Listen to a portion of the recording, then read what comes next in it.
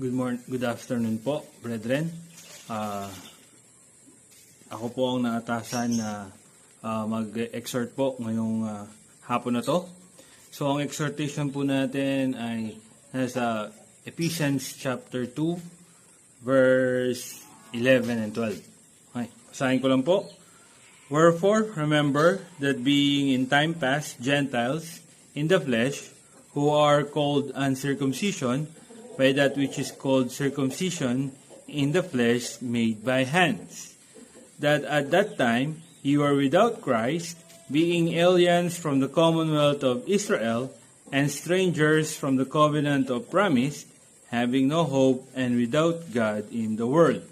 Okay, so let's pray po muna before we start our exhortation. Lord, thanks so much po sa araw na to na binigay niyo po sa amin. Salamat po, Lord God, sa pagtulong niyo po sa amin sa mga ginagawa namin ngayong maghapon. May you please help us, Lord, sa mga natitira pang oras na aming mga gawain sa bahay and mga trabaho, Lord God. At Lord, tuloy din po akong humihiling sa inyo ng tulong, Lord God, sa exhortation ngayong oras na to. Maraming salamat po muli. In Jesus' name we pray. Amen. Hey, so ang exhortation po ni Apostle Paul ayon sa Ephesians chapter 2 verse 11, wherefore remember. So kung bibigyan po natin ng title ang ating exhortation tonight or this afternoon, is ang title po nito is Remember. Okay.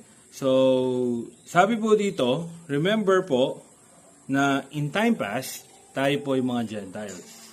Okay. At ang tawag po sa atin ng mga Israelites ay uncircumcision. Okay? Kasi sila po, ang mga taga-Israel po ang circumcision. So tayo po, ang tawag po sa atin ay uncircumcision. Okay? So, in the past, we are Gentiles. But now, we are the Church of God. We are the body of Christ. So, hindi na po tayo Gentiles in spiritual sense. Okay? So, sa verse 12, ang sabi po sa verse 12 is that at that time, you were without Christ. So, remember, the first point po natin sa hapon na to, ang first point po natin na kailangan nating maalala or kailangan nating ma-remember is we are without Christ. Ano ba? By the way, ang Christ po ay title. Yan, title po ang Christ. So, ang sabi po dyan is we are without Christ. Ano po ang ibig sabihin ng Christ? Buksan po natin sa John chapter 4. John chapter 4 verse 42. John chapter 4 verse 42. And said unto the woman, now we believe not because of thy saying, for we have heard him ourselves, and know that this is indeed the Christ, the Savior of the world. So ang title po, or ang ibig sabihin po ng Christ, is the Savior of the world. Okay? Another verse, Philippians chapter 3, verse 20. Philippians chapter 3 verse 20, for our conversation is in heaven, from whence also we look for the Savior, the Lord Jesus Christ. So, ang ibig sabihin po ng Christ is Savior. Okay? So, ang sabi po ng Ephesians chapter 2 verse 12, ang first point po natin ay si Christ, or without Christ, ibig sabihin po, wala po tayong tagapagligtas in times past. Okay? Point number 2. Bago po tayo mag-umpisa sa point number 2, ibig sabihin po nun, without Savior, ibig sabihin, we are doomed. Ibig sabihin, wala tayong pag-asang maligtas, wala tayong kakayahan na iligtas ang ating mga sarili, and wala tayong paraan para maligtas. Okay? Yun po ang ibig sabihin ng without Christ. Point number 2. being aliens from the Commonwealth of Israel. Nag-search po ako sa dictionary kung ano ang ibig sabihin ng Commonwealth. Ang ibig sabihin po ng Commonwealth is supreme authority is being vested to the people. Yan. So ang supreme authority po, which is Christ, of course, or God Himself, okay, ang nabigyan po noon, na vested po noon ay ang mga taga-Israel. So, sabi po sa point number 2, tayo po ay alien sa guidance or sa authority ng Panginoon. Alien po tayo doon, ibig sabihin, strangers tayo, hindi tayo kabilang. So, in short, ang Israel may guidance, tayo wala. Wala po tayong guidance. Kaya pala, kung ano-ano po ang mga naiisip ng mga tao para sila maligtas. Kung alam nyo po yung pag-aalay ng mga sanggol dahil puputok daw ang bulkan. Okay, so mag-aalay ng sanggol para humupa ang galit ng Diyos ng bulkan. Magtatapon ng isang dalagang babae sa dagat para daw po yung galit ng Diyos ng dagat ay mawala sa kanila. So, nag-iisip tayo ng ibang mga paraan, nag-iisip tayo ng guidance, although we believe as Gentiles in the past, although we believe na merong Diyos, but hindi natin siya totally kilala. Dahil sabi po, tayo po ay aliens sa authority, sa supreme authority. Alien po tayo sa nagtuturo sa atin ng tamang gawain bilang isang tao. Okay? Kaya sabi po ng Biblia, tayo po ay alien sa supreme authority or tayo po ay walang alam. Hindi pinagkaloob sa atin yung supreme authority. Ano ba ang kayang gawin ng authority sa isang tao? Okay? Isa sa mga otoridad sa atin ay ang ating gobyerno. Okay, kung walang gobyerno, walang batas. Kung walang batas, walang chaos, in short. Chaos, magulo. Okay? Ngayon, noong tayo in the past, iniisip natin ang pagiging mabait na tao, pagbigay or pagtulong sa mga kapwa na nasalanta or nahihirapan ay paraan para mapunta ng langit.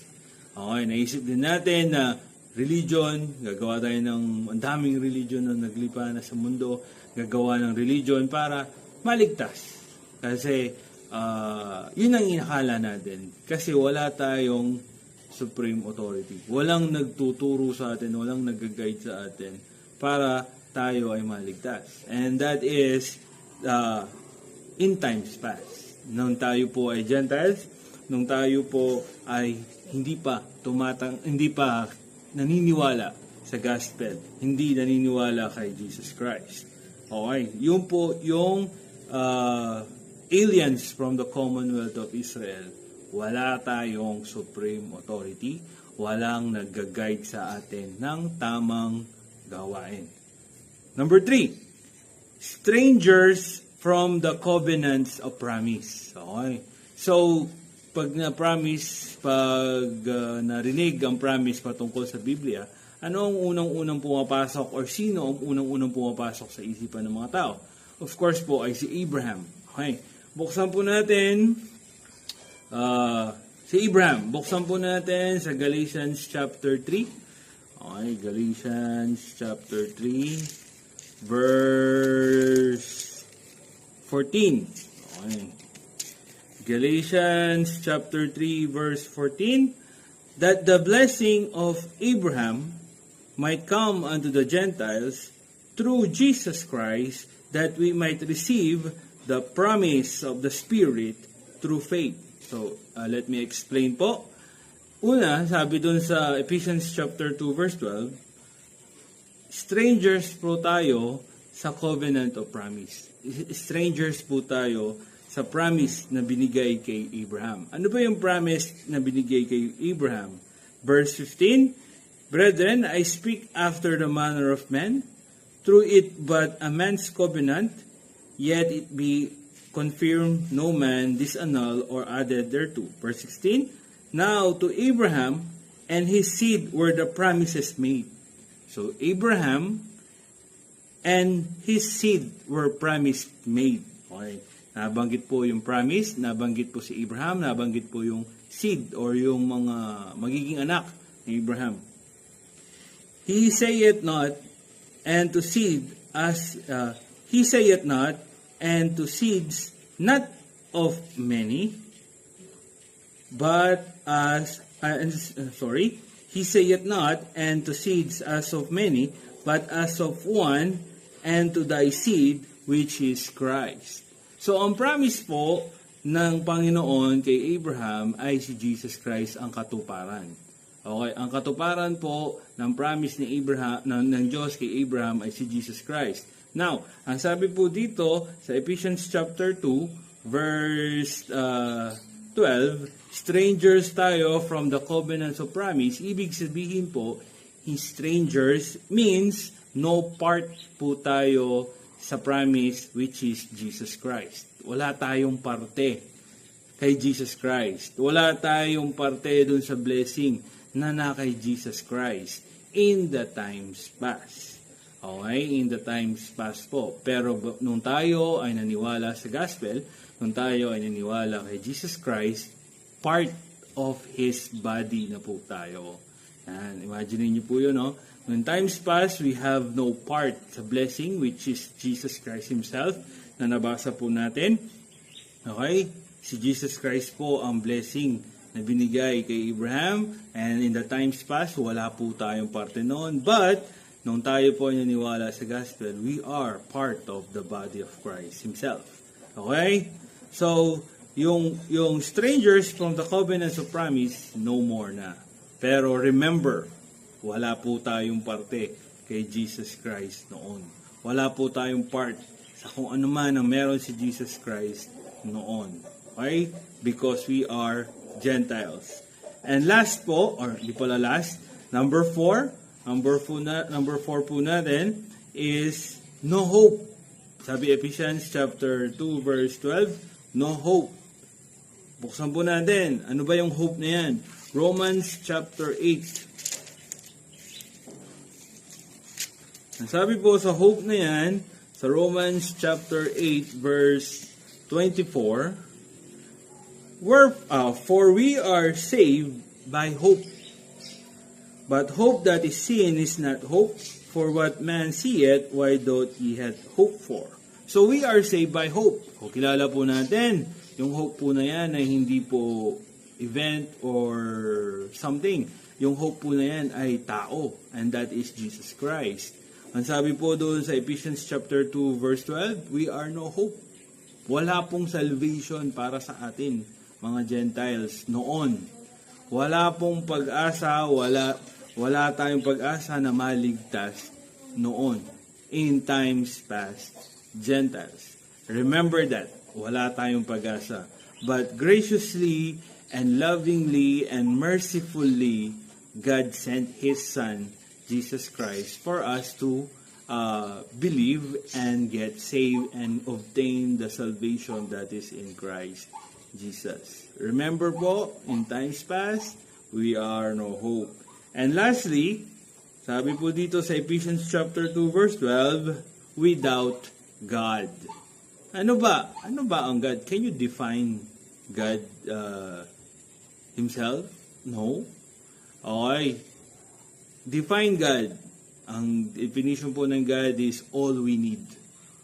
Siya lang ang kailangan natin. Yun define God. Kasi kung iisa-isahin nyo yung kayang attributes of God, iisa-isahin nyo yung definition kung ano ang ibig sabihin or kung sino, kung paano natin makilala ang Diyos, ang hirap i-consist yun, ang hirap i-contain. We can only say that God, define God, all we need. Okay. So sabi po doon is, kung wala kang Diyos, noong time past, wala po tayong Diyos. Ibig sabihin, noong times past, wala po tayong kakontentuhan. Okay.